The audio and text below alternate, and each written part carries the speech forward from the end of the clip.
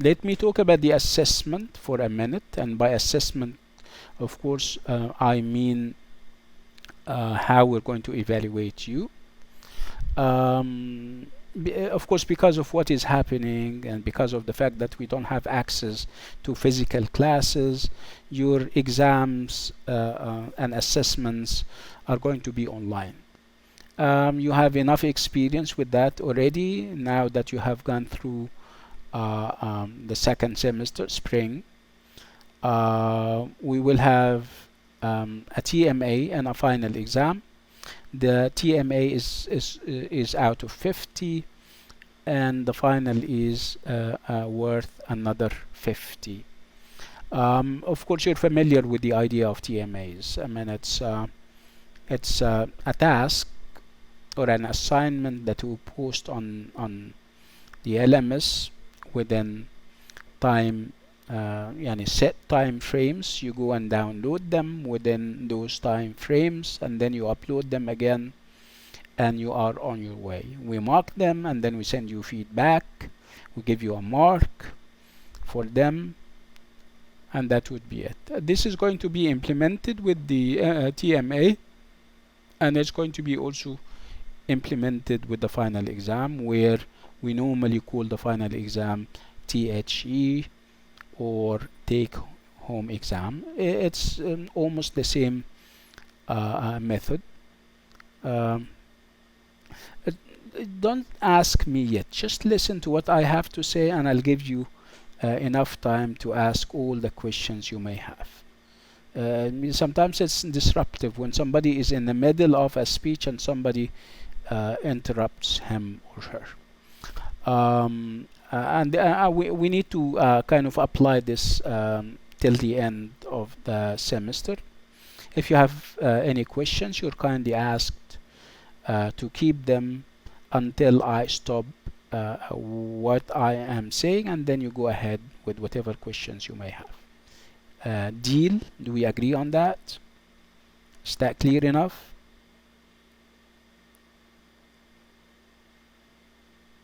Okay, good, nice. Am I loud enough? Am I clear enough? Okay, good, nice, interesting. Okay, so I spoke about the assessments, and pretty much the same like last semester, except for the breakdown of the marks. You don't have 80 marks before the final like we used to do. We only have 50, and then another 50 for the final exam. In terms of content, I'm talking about the exam contents, whether we're talking about a TMA or a final. I would like to share with you the idea that it's cross sections that we're making. We're not asking you individual questions on individual works of art. We don't ask you, for example, here in A230A you have Othello, you have the Duchess of Malfi, you have Candide, and others. We don't ask you questions on only Othello or only Candide or only the Duchess of Malfi. Our questions are thematic, and they cut across the different works that we give you. Okay, so we're looking at commonalities and points that the different works have in common, and we ask you questions on that. If I make no mistake about it, no questions on individual works anymore. Okay, this might be interesting, especially for those who normally like to navigate through different works of art and establish logical relationships and connections about and between them. This is very good news for them, and I happen to be one of them. Actually, I like the idea that people deal with the different works of art and try to kind of explore affinities and relationships between and among them. And this is going to be also our approach when while teaching. I'll try to kind of allude to something that we don't do. I mean, I talk about Othello, but I might allude to and refer to the Duchess of Malfi because I perceive points of commonality and similarity among them. This approach is interesting, and it would require you to be very attentive, to be always making those kinds of connections between and among the different works of art that you're being taught. What else? Let me go to the course calendar and introduce you to the different genres and to the different works that we will cover together, and see how we're going to cover them, given the fact that they are normally covered in 14 to 15 weeks. Now we only have 7 to 8 weeks, and the material is almost the same. So you have the same content, but with less time. I wouldn't say less time, given the fact that in normal circumstances you normally have one class per week. Here and this time around you have two classes per week in order to kind of make up for the time, for the fact that we have shorter time frame.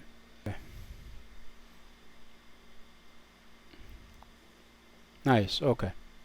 So as you can see, we have only 7 or 8 weeks, and we're supposed to finish all of these items. Spoke to the GCC, and she said, "You guys meet twice, but there is no reason why we should reduce the material." So hopefully, with my support and with your open mindedness, we can do a good job. Okay, so what we have Othello. Othello is a play, of course. It's a play written by Shakespeare, and Othello is going to take.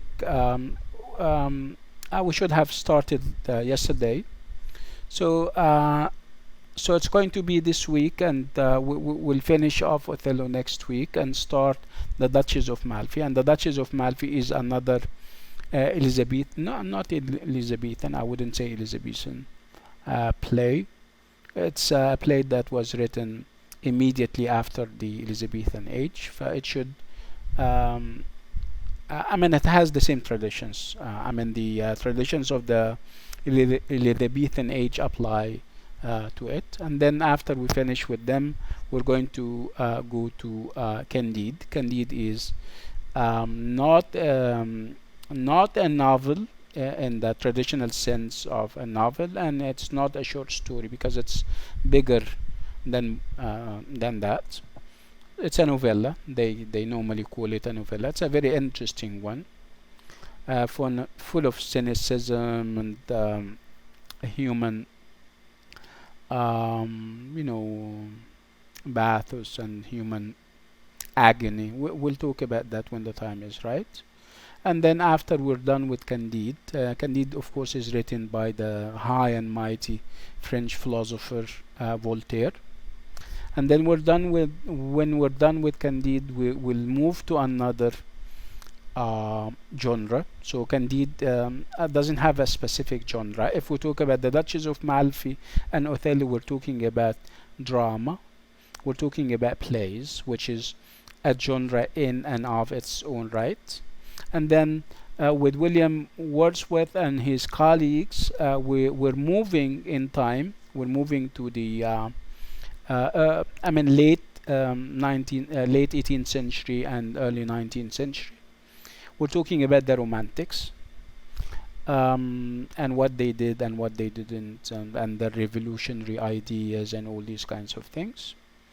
So it's William Wordsworth. We're talking about poetry, basically. So it's Wordsworth and Shelley and Keats and all those great poets. And then when we're done with the with poetry as a genre, as given in the poems of William Wordsworth and Shelley and the others, we'll move to another romantic genre, which is I mean, I wouldn't say short stories, tales and short stories, and novellas as well. And this is Hoffmann, and Hoffmann is German, E.T.A. Hoffmann, and some of you may be familiar with him because of how strange his novels and novellas and tales are. There is something uh, uncanny about them, and we'll talk about canny and uncanny and weird stuff happening and taking place. They are not traditional works of art. I mean, you wouldn't find a tradition for them, and that's why perhaps we call them romantics, because when I say romantics, I don't talk about people falling in love with each other. I'm talking about a genre or a literary framework where under which you have all strangeness and revolution and what they write in terms of content, and even in how they manipulate the work of art in terms of theme, and also in terms of technique. And we'll talk about that when the time is right. And with like I said, with Hoffman, we will end and conclude the course.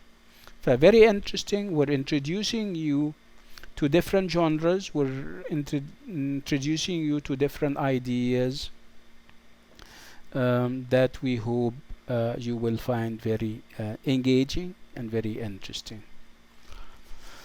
Okay, so this is as far as the course calendar is concerned. Like I said, it's a lot of stuff, and it would require you to work from day one. Okay, so what we have on the agenda for this week, we're going to have introduction to part one, and the introduction is and the book that we're using here is Renaissance and the Long 18th Century. So we're talking about the 18th century and a little earlier.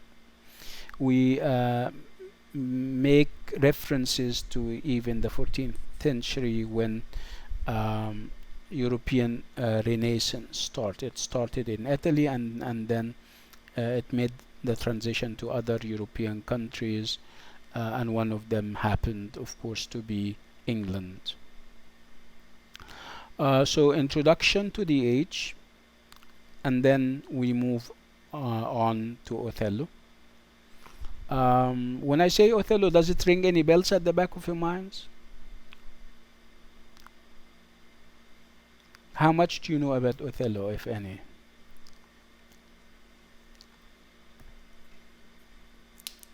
Have you done it at school? Or, yeah, Amira knows about him. Yeah, Madhu. I don't know whether Madhu is a man or a young lady. Um, Ranim have seen the play. Abir, it's a tragedy by Shakespeare. Absolutely, yes, that's correct. Okay. Anyway, yeah, it has a measure of racism to it, of course. Yes, Julia is saying I have seen the play recently, which is nice and interesting. Okay. Anyway, um, so whether no problem, Aisha. Now you know. Now you. It's time that you did some research. It's time that you did some washing, and you are on your way. You're going to enjoy it as much as I do, because of, like I said, because of how relatable it is.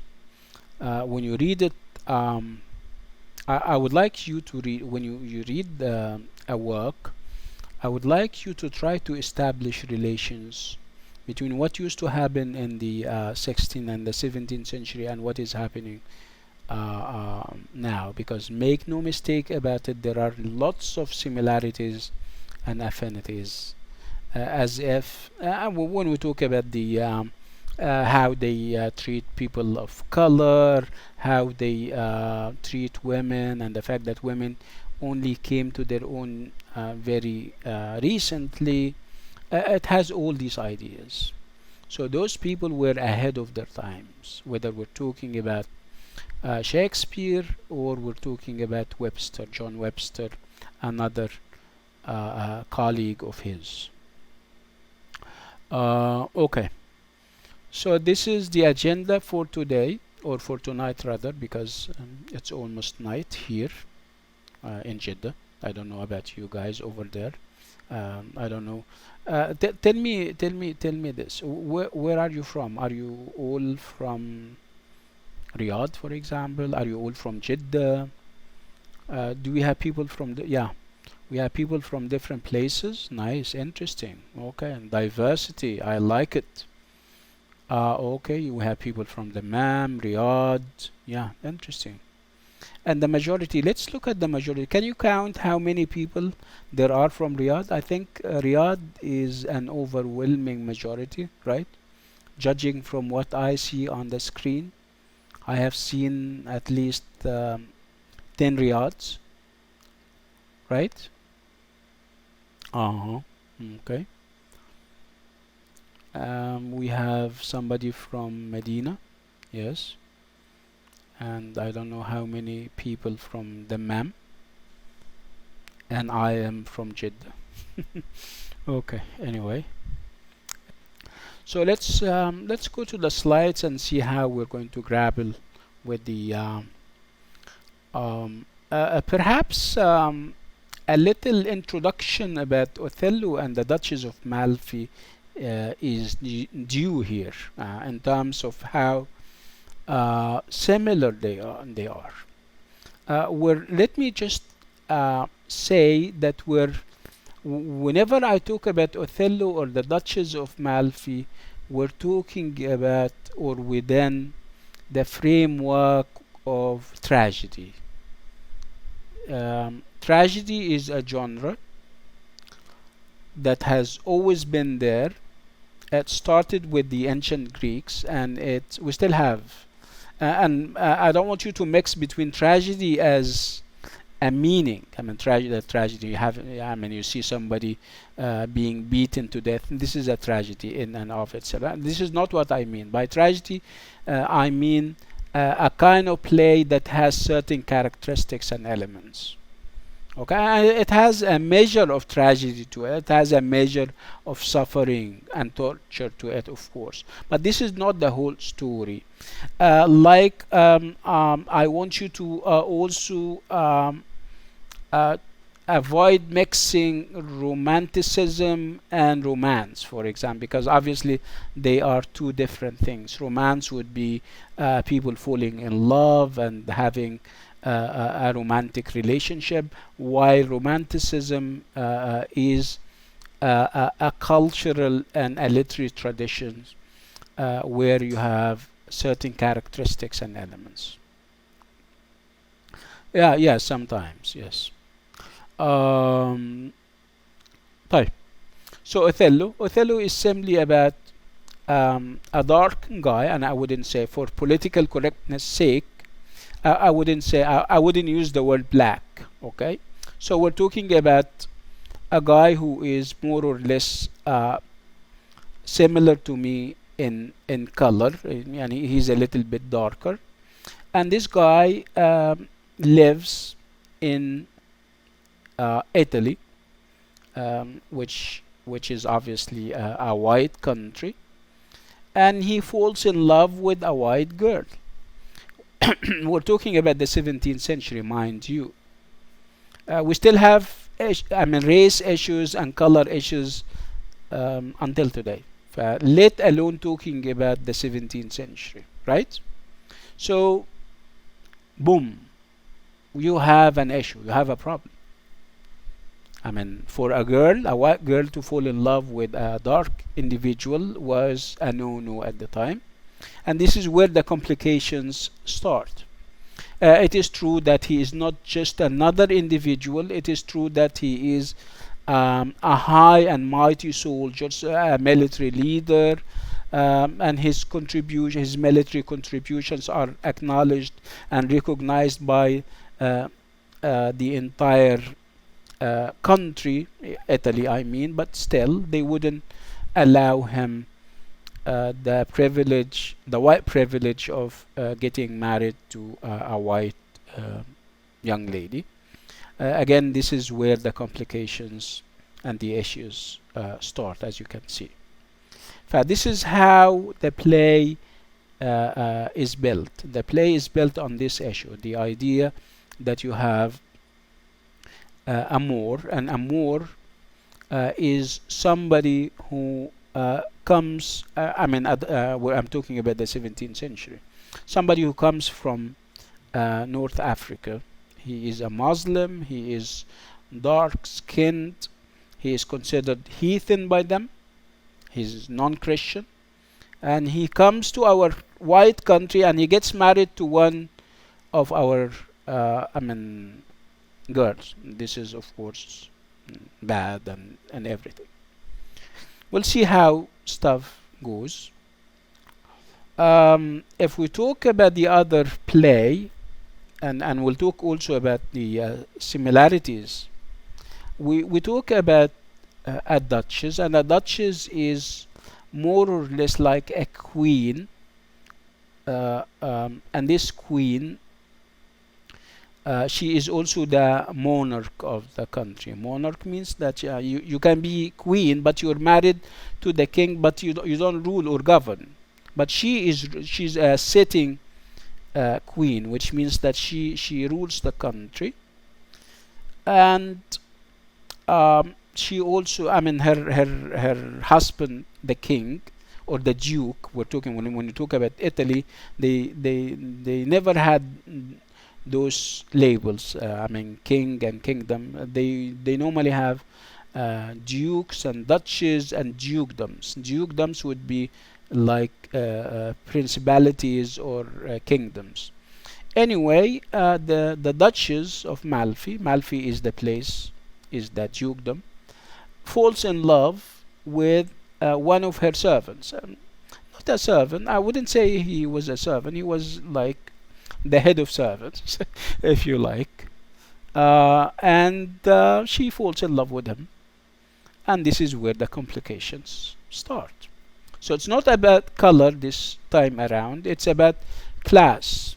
You belong to a certain class and people expect you to stick to your class. So as a queen or as a duchess, you have to stick to your station in life. You were born a duchess or a queen. Okay, if you want to get married, it's okay. There is nothing obviously wrong with getting married again. But you have to choose a king, or you have to choose perhaps a minister, a nobleman, not a servant. Antonio. Antonio happens to be the name of this servant. And this is where everybody is opposing her. She is valiant and courageous and everything, and she's going to defend herself and everything. But we know the conclusion. We know what will happen to her.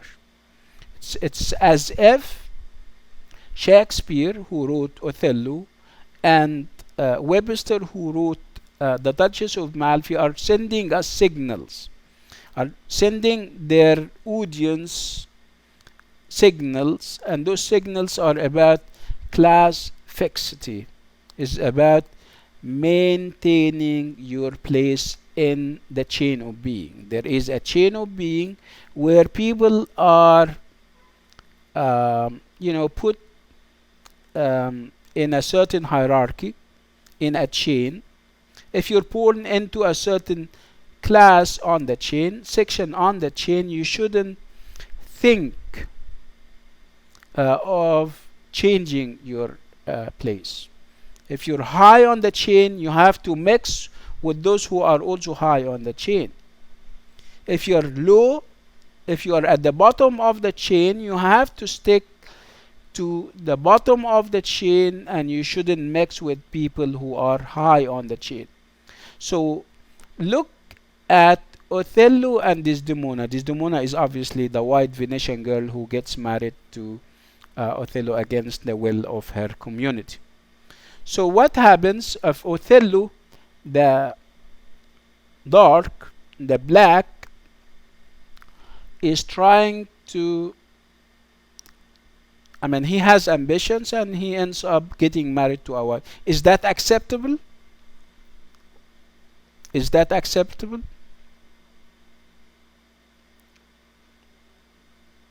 No, it's not, right? He has to stick. He has to stick. If he wants to get married, he should get married to somebody from within his ranks, somebody who is as black, perhaps. Okay. So yes. So what happens to Desdemona? Desdemona is marrying beneath her race and beneath her class.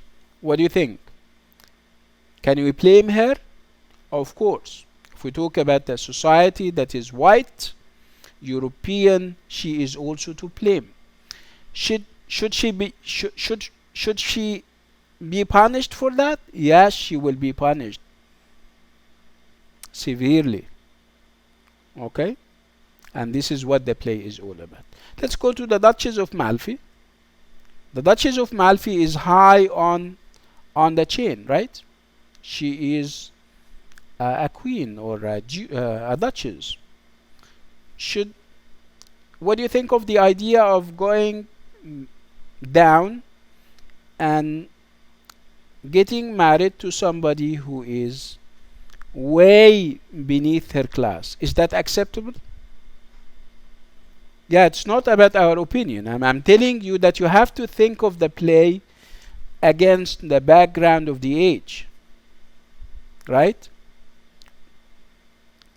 The age believes in the idea of established order. There is an order that you have to follow. By getting married beneath your race and beneath your class, you are disrupting the order of the country. Should we leave you to disrupt the order of the country? To disrupt the chain, the great chain of being? Should we leave you to do that? No, absolutely not. So we're going to give you a lesson so that that's very strange. Can you see me? It's very strange because, yeah, okay. Wait.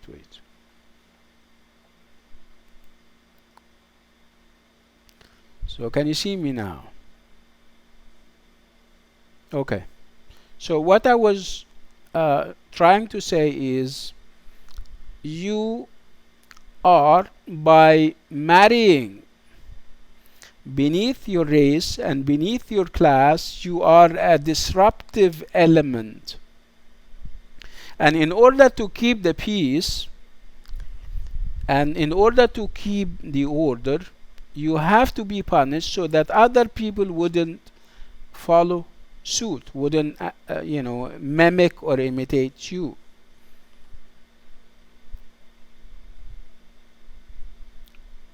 Yeah, because I haven't moved beyond that. I'm just like I said, this is a small introduction about the issues that we're meeting in the play. Okay. This is so.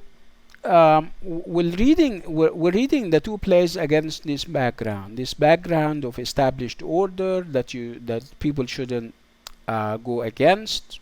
This idea of race. You have to stick to your race. You have to stick to your class. And obviously, if you don't, you face the music, like they say. You pay, and you have to pay very dearly. And this is what happens with Othello. Those who have read the play know what happened to the guy, and also to his wife, his white wife. And those who read the Duchess of Malfi also knows what happened to the Duchess. For all the love and admiration that we have for her, and she should only marry within her ranks. Within her ranks means that she shouldn't go down and get married to a steward or a servant. Okay? Okay. Can you see that? Can you see the slides? Okay, good. Okay. So it's we're talking about this is obviously not, this is a Western product. This is a Western literary work that should be read against its age and also against its place. So the place is obviously Europe, and the place is also England. Okay. So we're talking about a work of art that was written in the 17th century. So whether we're talking about the Duchess of Malfi or Othello, they were written in the Elizabethan age and a little after. And the Elizabethan age, when Queen Elizabeth, obviously Elizabeth, I think the first, was the sitting queen. This was an age, I mean, it was full of science and full of they had they were interested in the arts and also in literature, and it was a time when Shakespeare lived and even died. There was this revolution in the way the work of art was written, especially.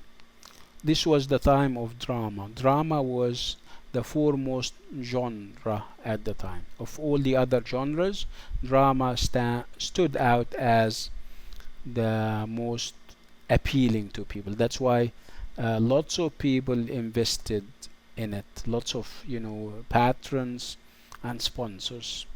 And who would be a better sponsor and better patron or patron than the government? At the time, the government would sponsor people like Shakespeare, very talented indeed, and that wouldn't be without, of course, a price. It's true that they don't just go and tell him, listen, we need you to write stuff that glorify us and say that we're the best and all these kinds of things. No, it's not about that. It's about giving, sponsoring his work, and it's about funding him and other colleagues, so that normally, if people are in giving you are being nice to you, you wouldn't write bad stuff about them. Okay, so this was what we call patronage, where you have people in high places and people who have money sponsor literary talents and give them money and help them with their needs. Again, some of these patronages were innocent and they were meant to just help because I admire this or that writer, and some of them had their agendas. We give them money so that they don't for example, attack us and our policies. We sponsor them so that they can promote ideas that we want them to promote, like the idea of established order, the idea that people, races should be kept separate. There is, the idea of being ambitious and walking up or climbing the social ladder from being poor to um,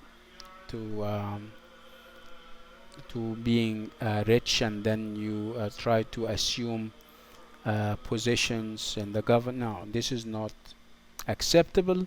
And our people, our talents, people that we sponsor, should um, make their work or works communicate this message to their audiences. Okay, so we're talking about the Renaissance, and the Renaissance is, if you try to unpack the term, the Renaissance, if you're familiar with French, it has this Rene something, which means birth and rebirth and stuff like that. So Renaissance means rebirth. So what is it that? Yes, more or less, yeah, Abir. So the Renaissance is a period in time, and it's a movement, a literary and artistic movement that took Europe by storm, starting from the late 13th century and early 14th century, where people started to show interest in classical writings and in classical thought. And by classical, of course, I mean ancient Greeks and ancient Romans. They started to show interest in their works, not without good reasons, because if you think of Europe before the 14th and the 13th century, you're talking about the Middle Ages, and the Middle Ages are times when the church used to reign supreme, where the church was in full control, and clergy men, clergy people, the people of the church, were dominating the scene, whether it's a literary scene or commercial scene, everything. They were in full control, and of course, they lots of they wouldn't sanction, they wouldn't allow lots of things. They had full control, and some of them were corrupt and gave them a bad name. So people when the Renaissance started, they said we have had enough from the clergy and from church people. They didn't get us anywhere. All what we got was, the suppression of voice. People were denied access to knowledge and sciences other than those sanctioned by the church. They wouldn't. Look at the exam. Look at Galileo and what happened to him. Look at other people who wanted to say that this is not perhaps the right direction. We need, together with religion and religious thought, we also need science and chemistry and physics, and so then church people would say no. So they are and sometimes they call the period or the Middle Ages the Dark Ages. Anyway, so people started to show interest in classical learning and in classical stuff, because of the fact that classical learning was all about science, about philosophy, about using your mind, thinking of issues and trying to figure out solutions for them. So it was a different way of thinking that appealed to people at the time. So they started to kind of go and check those classical learning things, and it was there and then that they started what we call the Renaissance. So Renaissance means rebirth. So it's a rebirth of classical literature and classical arts and architecture and science and all these kinds of things. So again, it started in Italy in the 14th century, and we have echoes in the rest of the countries, and especially in England in the 15th and the 16th century. So it was a literary revival, and it took, like I said, it has changed. I mean, the face of Europe changed beyond recognition with the Renaissance. We'll focus our attention, of course, on literature for good reasons, of course. This is we're literature major, and um, um, that's why. Let me move from Italy to England and see what was happening. We already spoke about Queen Elizabeth and also the atmosphere of arts and science that she was creating. Let's talk about the genre of choice at the time, the genre that people were kind of interested in. So, like I said, of all the other genres, drama and playwriting and plays were stood out as the most important and the most appealing to people. It's not poetry. It's not novels. Even novels were in their early infant stages. Okay, so it's drama that was in full swing, and it was very popular. So they started to build theater houses, mobile theaters that would move across towns. Again, um, um, literary creations, but they have sometimes political messages and social messages. Um,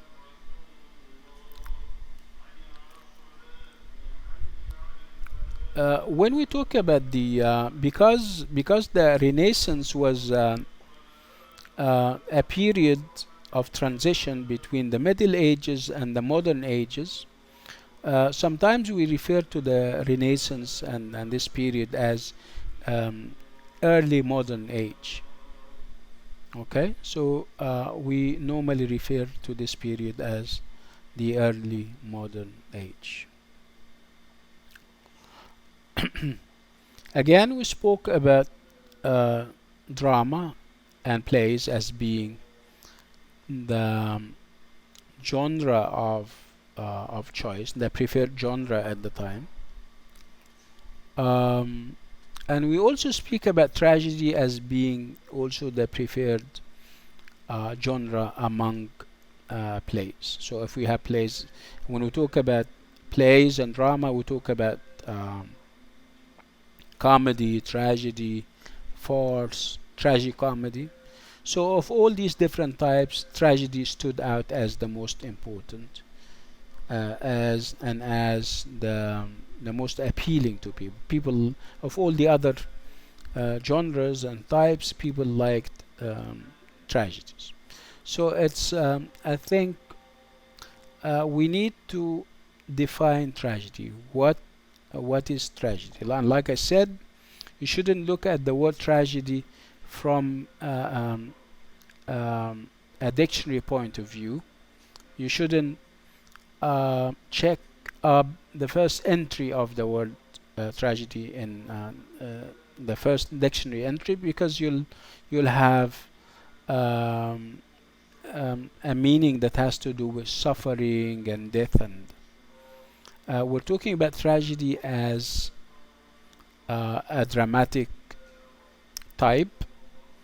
We talk about tragedy as um, a genre that has certain rules and regulations and standards that people have to follow. And when we talk about tragedy, we talk about two types of tragedy. We talk about Greek tragedy, and we also talk about Shakespearean or Elizabethan tragedy. So again, a tragedy would be a literary form where you normally have the central character, male, um, who is outstanding in everything, talented perhaps, and he is exceptional in everything except for the fact that he has an error in his character, and that error would a flaw or an error, and that error or flaw would normally bring about his tragic downfall at the end. So this is the basic idea of a tragedy, whether we're talking about Greek tragedy or Shakespearean tragedy. The difference between the two would be with the opposing forces that the tragic hero faces. In Greek tragedy, the tragic hero, the central character who is tragic, that's why we call him tragic hero, normally face fate. It's he is always confronted with forces beyond his control. Fate, for example. Look at Oedipus. Go and look up the play Oedipus and see what happened to Oedipus. A guy who, I mean, because of destiny and fate, he gets married to his mom. Excuse me, and he kills his father. Okay. This is Greek tragedy, where you as a tragic hero is confronted with forces beyond your control. In with Shakespeare, it's different.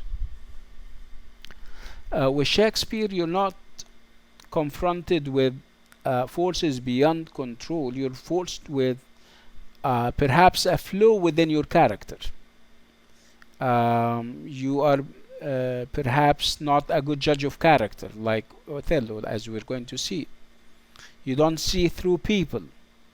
You are exceptional in everything except for the fact that you get flattered, and when people flatter you, you kind of relent, and you are not yourself. I'm just giving you examples. But this is the basic difference, and obviously this basic difference between Greek tragedy and Shakespearean tragedy is not an exam question anyway. I just wanted to clarify.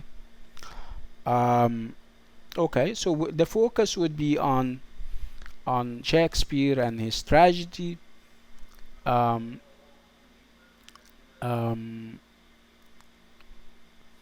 So you get the idea that you have a tragic hero who is exceptional in everything, but he has a flaw, and this flaw, kind of makes him commit a number of errors and mistakes, and he has to pay for those mistakes at the end, and he dies normally very tragically. This happens with Othello, and it happens with all the other plays. When we talk about Othello, the play, we're going to say that it is a tragedy, and we're going to say it is a revenge tragedy. Revenge tragedy, as the adjective suggest would be about revenge. You're taking revenge. They also call the play, or Shakespeare, Othello's tragedy, they also call it a domestic tragedy. And the word domestic means that you're talking about the private affairs of perhaps a couple or a family, and this also applies to Othello in a sense. So domestic tragedy, tragedy simply, right?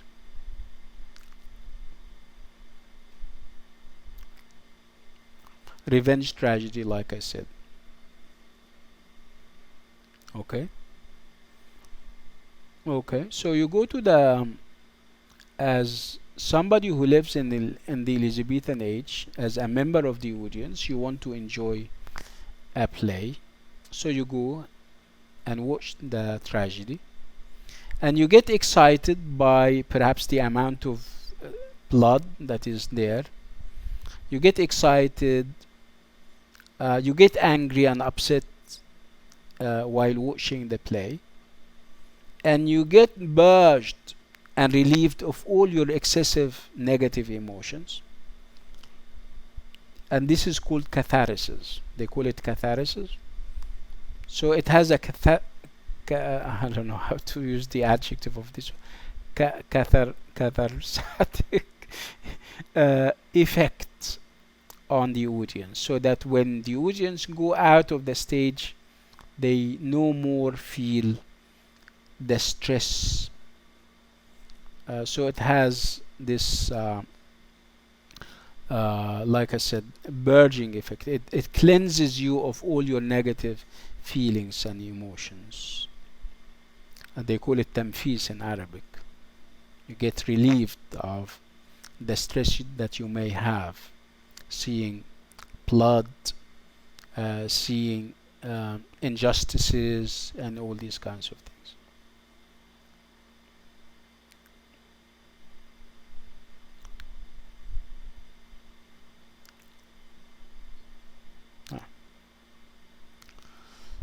Typical of the time, whenever you have plays or tragedies or whatever form you have, and you have the writer presenting marriage, for example, the stress uh, in these plays would be on uh, promoting the idea that there is no such thing as genuine love. No, you don't choose your own, the one that you get married to. It's it's a transaction between two families. So marriage was considered a transaction between two families, and the lovers, the man and the woman, have very little opinion about it, and they are not consulted. The two families perhaps would sit together and decide everything. So marriage at the time was referred to as a political and a financial or an economic deal, where you don't normally consult the young lady whether she likes the suitor or not. No, this was out of the question.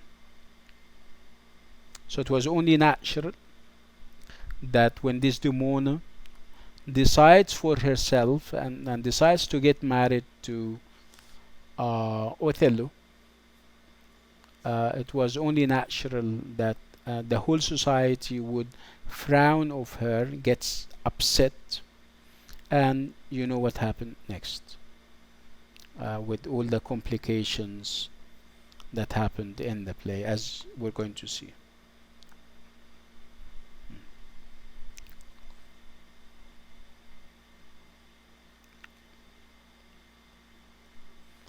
This is our guy Othello.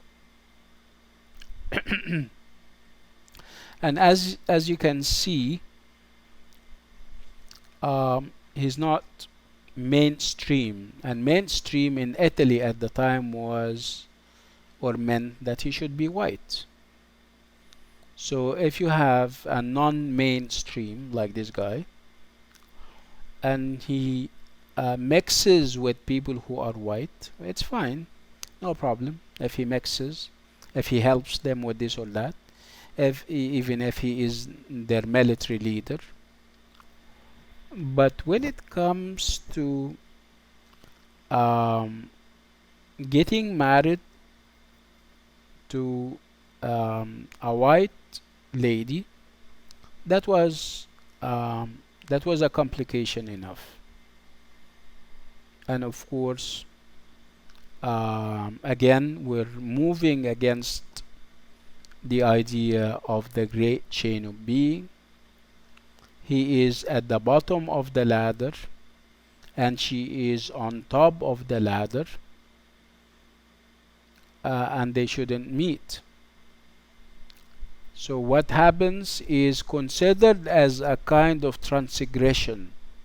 Transgression means major violation. You're violating something. It's yani let's give it some weight and say that it's like a sin that they have committed.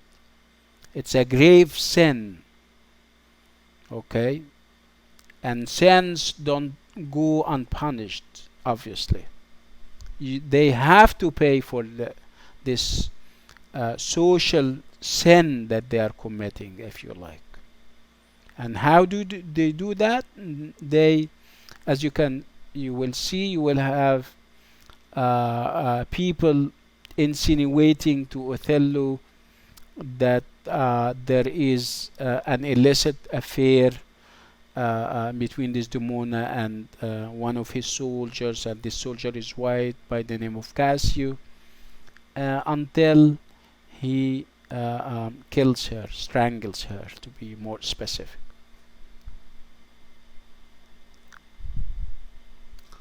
So the play, as you can see, on one level is about love, but there is obviously more to the play than just love. It's love and its impediments. You know what impediments are? Impediments are obstacles that you and you know, things that you perhaps trap into and fall. So obviously there is nothing wrong with marriage, but if you write if you get married to the right person, and the right person according to them would be same class, same race, same everything. So love and its impediments, this is obviously what the whole argument is about. And those impediments are both internal and external, typical of tragedy. Remember, this is a tragedy after all, and one of the kind of pillars of tragedy would be the idea that you have forces that are against you, whether those forces are external or internal. External would be society and how society looks at interracial marriages, and how society looks at love, and internal in the sense that you also have flows within the character, uh, within the, the character himself. You know, Othello, for example, is high and mighty, is exceptional, but he is a bad judge of characters. That's why, and this is one of his flaws, and he is going to um, pay very dearly for it. So you have internal and external factors bringing about the downfall of the hero at the end. Am I making sense so far? Making sense?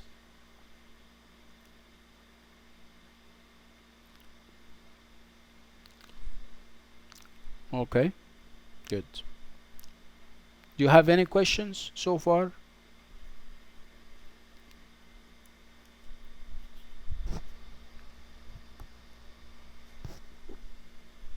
Okay.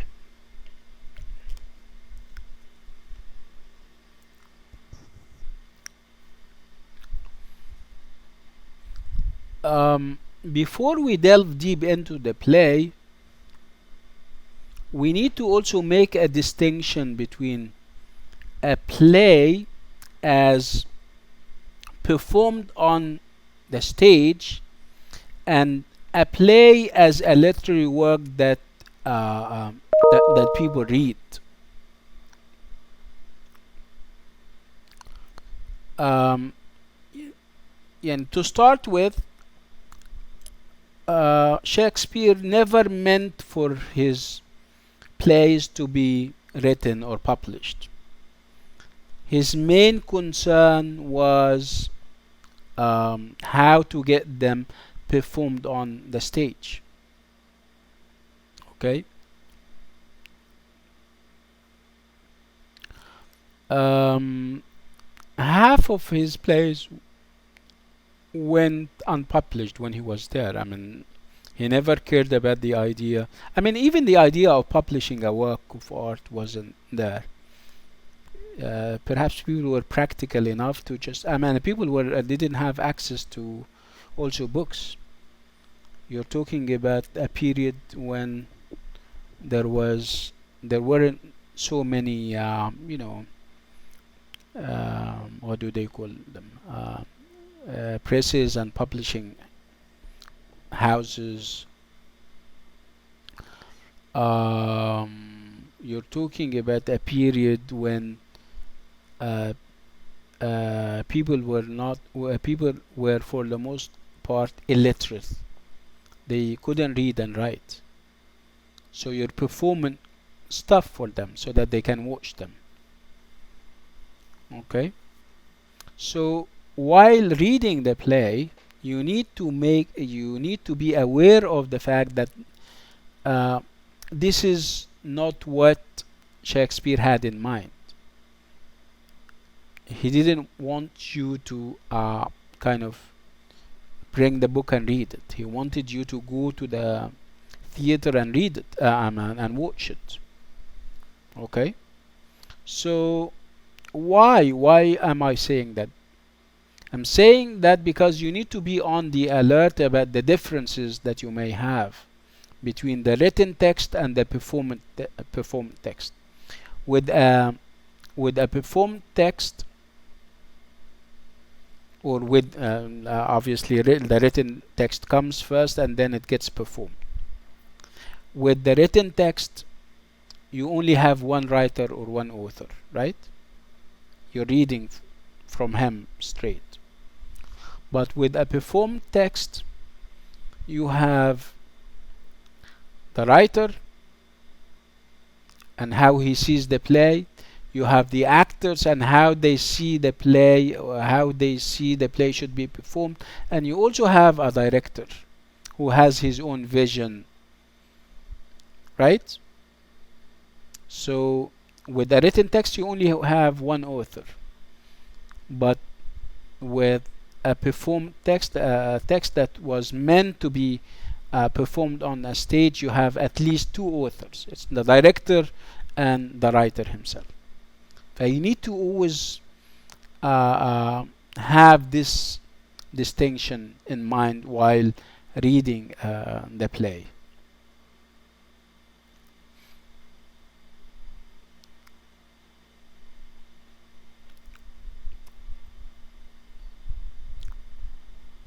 So again, if we talk about the play itself, we're talking about the play where the central character is dark or black in a sea of white people, if you like, an ocean of white people. He is their military leader. He has his military accomplishments, but obviously this is not enough. right? So what happens if he um, gets carried away with the achievements and forgets about the fact that he's black and tries to um, marry a white lady? No, this is not acceptable. This is a transgression against the established order. Is it punishable? Absolutely. Is it punishable? Is it severely punishable? Absolutely. And this is actually what happened with him. And of course, the other culprit being Desdemona, because according to them, she is also to blame. She shouldn't have um, gotten tempted with his achievements and military acumen and valor. She shouldn't have been an easy victim to his tales. She shouldn't have gone under his spell. Of course, lots of people admired him for his valor, for his military power and everything. Okay, so where are we when we talk about the play? And obviously, when you talk about the play, you talk about characters, you talk about setting in terms of time and place, you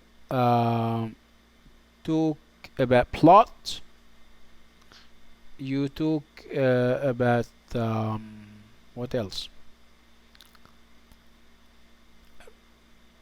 Um, these are the major elements that you normally have in a play. So characters, we have of course Othello, we have Desdemona, his wife, we have Iago, and Iago is big deal. There is going to be a great deal of talk about Iago and what Iago did. Iago is a white Venetian. He works under Othello. He is one of his lieutenants, assistants.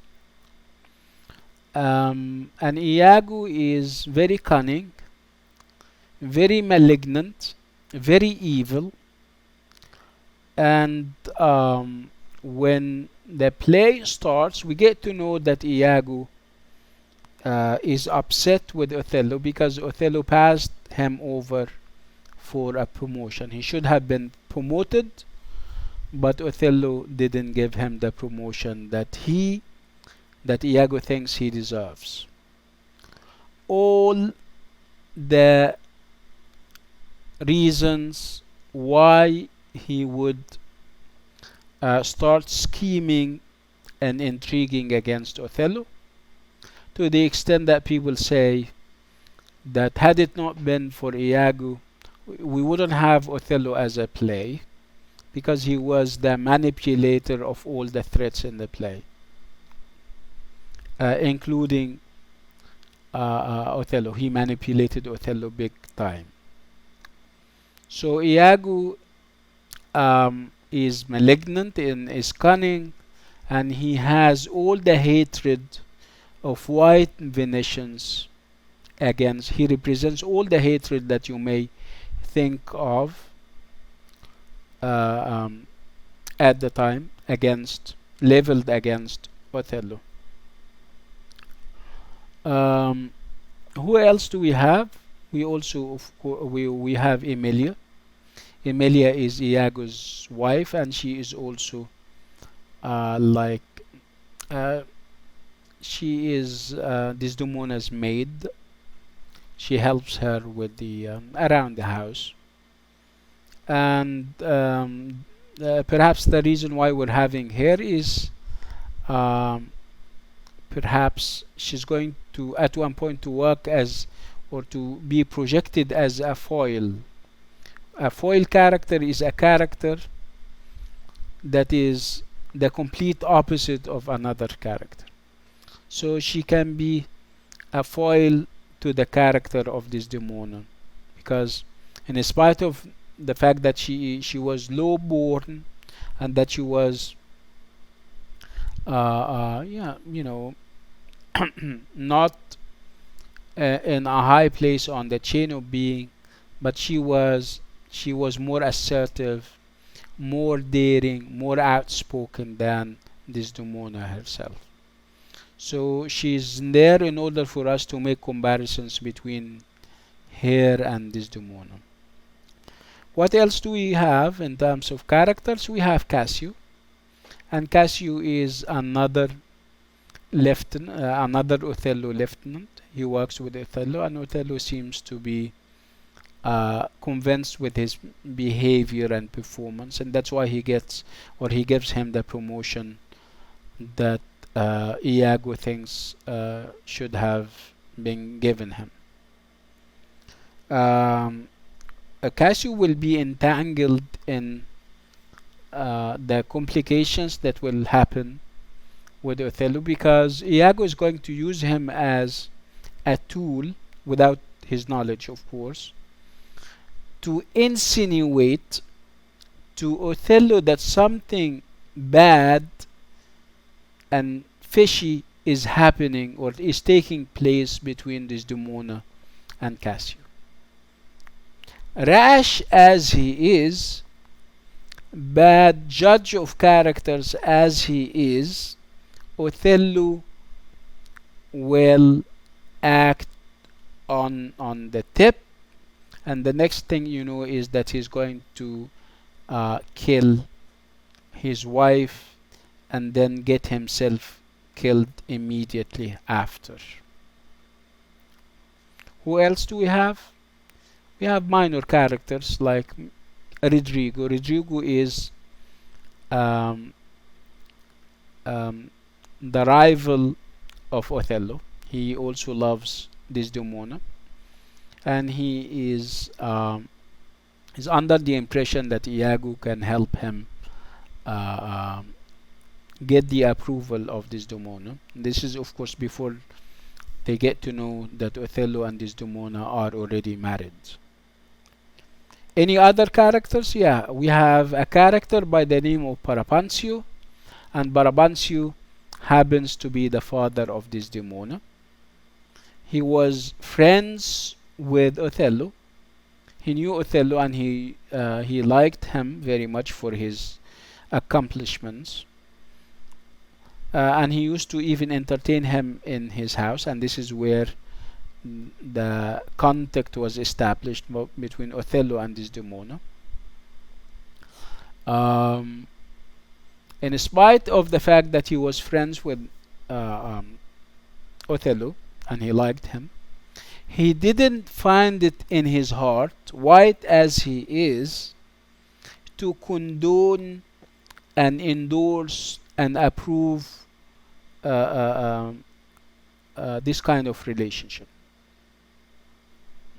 He reacted very violently and very negatively to this kind of marriage, and he started to accuse Othello of with all types of accusations. He said that he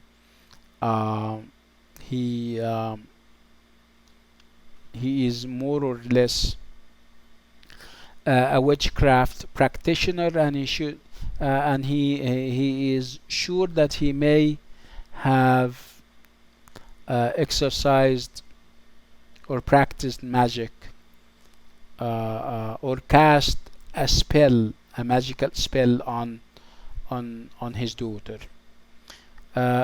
which makes it is as if he is trying to say that no white girl in her right mind would have done what Desdemona had done.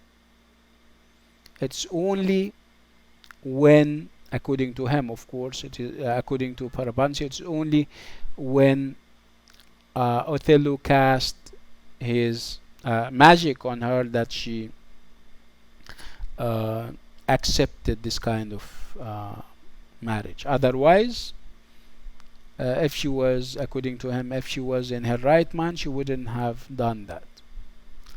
The reason why we're having Parapansio would be that because he also has very strange opinions and views of marriage. According to him, um, a girl does not have a say in when it comes to marriage.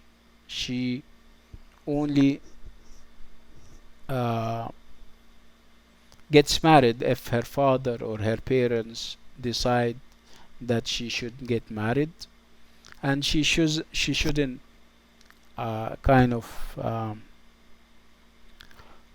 choose her future husband. She has to say yes to whatever her parents are recommending. When asked on that, he said that I mean, girls are mere property, and it's up to their parents and their fathers to dispense with them the way they like. This guy brings this aspect of marriage as a deal or a transaction to the play. He brings it to the argument.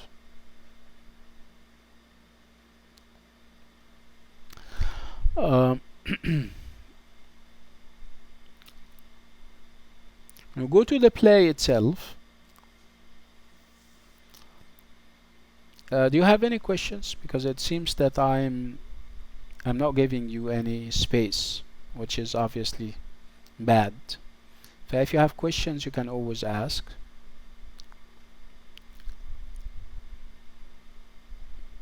Okay. Okay. Nice.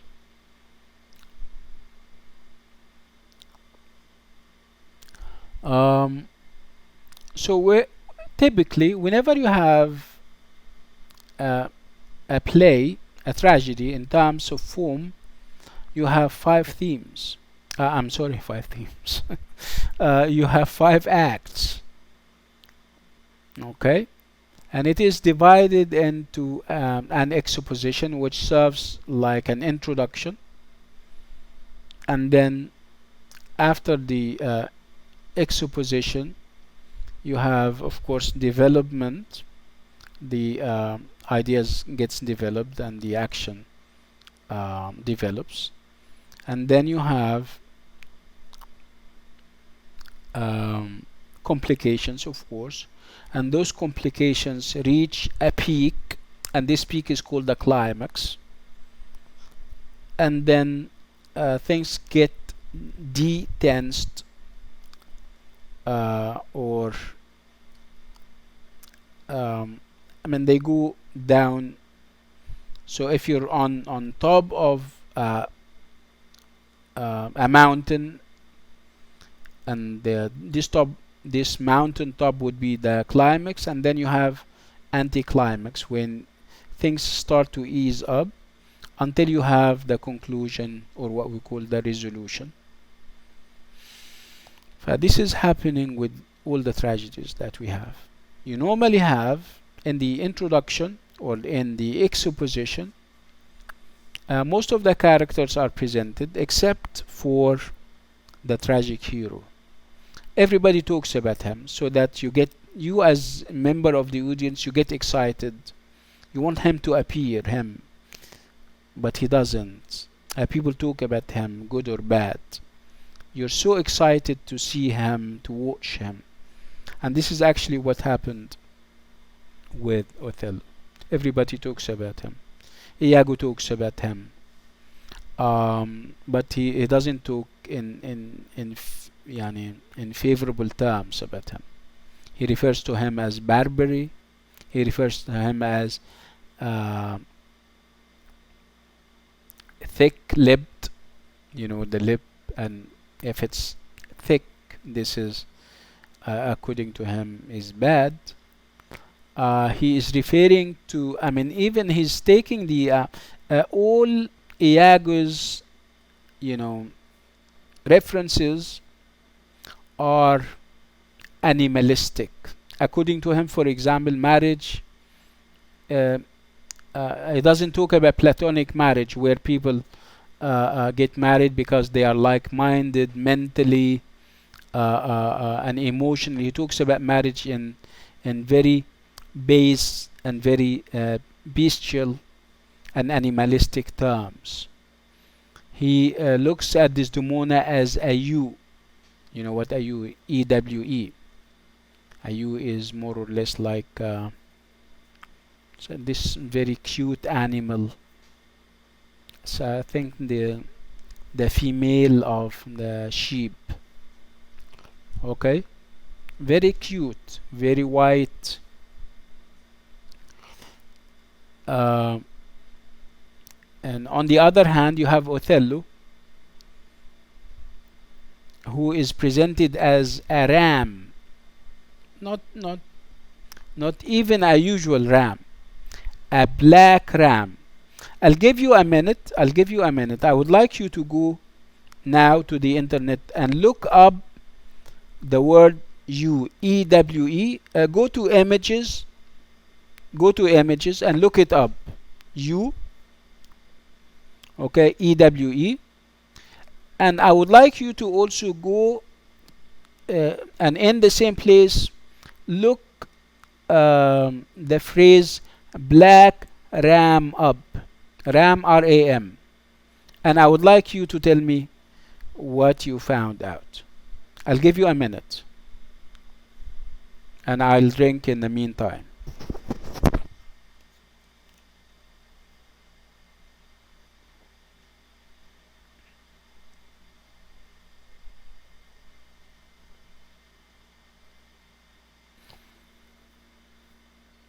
So have you seen the animals that those labels represent? Okay. So you're getting the idea and the connection, right? Okay, good. Okay. Um, I'm thinking of you know, of giving you an extra class this week. Do you mind if we can arrange something like this? And obviously we have lots of ideas to share together. And okay. طيب I'll think of something. I mean of a day, and I'll send you. I'll quick mail you. You receive my quick mail messages, all of you, right?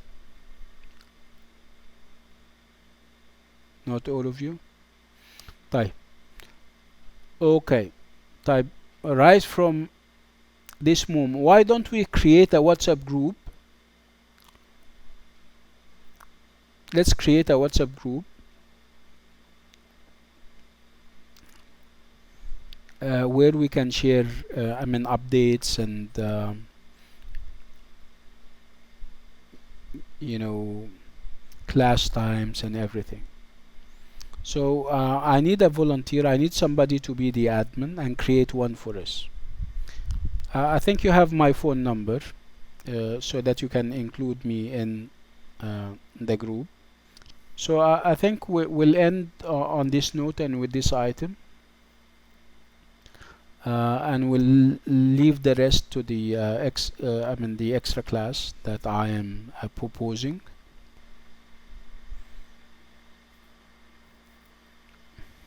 Should we call it a night and leave or what? Okay. طيب. يلا. Have a pleasant evening, and it was very nice meeting you this afternoon. Assalamu alaikum everyone.